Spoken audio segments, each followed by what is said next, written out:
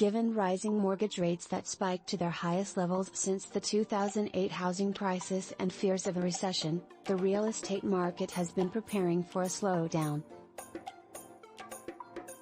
Many experts are cautioning sellers to say goodbye to the pandemic housing boom and welcome an era of fewer bidding wars and higher inventory.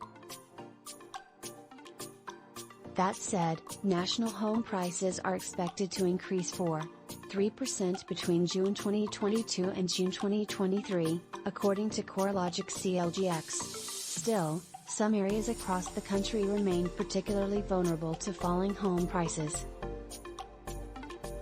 Here's a rundown of where we might expect to see falling housing prices, based on cities where sellers are slashing asking prices, markets most vulnerable to a recession, and overvalued communities that are set for a correction.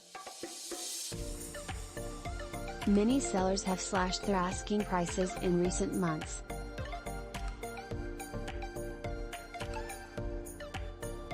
Some cities, particularly those that were popular early on in the pandemic, are seeing this trend more widely than other areas, according to a recent report by national real estate brokerage Redfin RDFN. In an analysis of the 97 most populous U.S. metro areas, 1/4 of home sellers lowered home asking prices in June.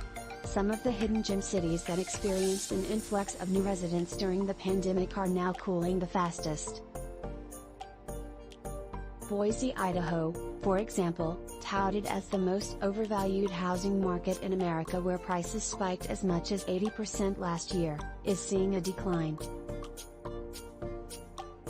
Recently, 2/3 of sellers, 61.5%, in Boise have cut their asking prices, said Redfin. Higher mortgage rates and a potential recession are causing prospective buyers in popular migration destinations to press the pause button, and they're also having a big impact on workers in big job centers. Sellers are adjusting their expectations in real time as they realize they may not get the price their neighbor got 2 months ago. Denver is also seeing a dip, with 55.1% of sellers lowering home asking prices. Some 51.6% of sellers in Salt Lake City and 49.5% of sellers in Tacoma, Washington, recently cut prices.